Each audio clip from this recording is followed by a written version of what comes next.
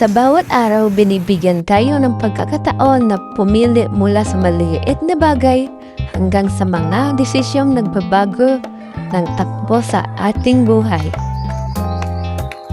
Sama-sama nating sundan ang kwento ni Maria habang natututo siyang pumili ng tama para sa kanyang kinabukasan.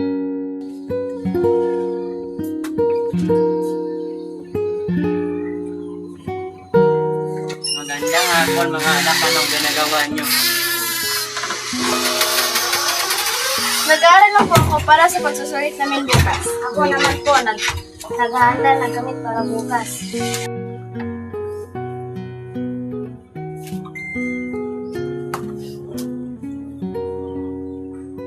May invitation po sila na sumama sa kasiyahan. Katapos ng klase bukas, gusto ko sana sumama, pero natatakot din po ako baka maapektuhan ang pag-aaral ko.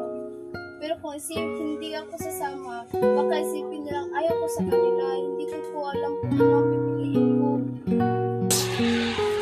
Naintindihan ko ang naramdaman mo, Maria. Ang pagpigil ay hindi laging madali. Pero tandaan mo, ang bawat desisyon mo ay may epekto sa iyo at sa iyong kinakabuhi. Tama po si Itay, bago ka magsusulit, tanungin mo muna ang sarili mo. Alin ang mas makabuti sa ngayon at hinaharap. Opo, isipin ko po yung mabuti.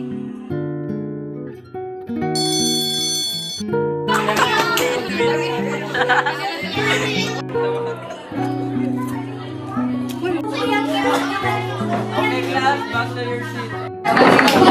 Pwede mo ba ako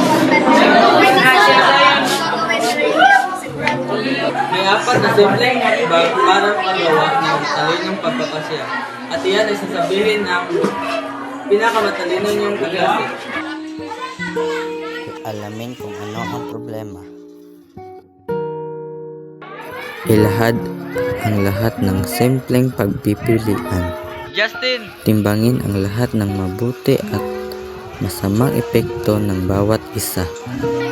Piliin ang may pinakamainam at panindigan ito ng may pananagutan.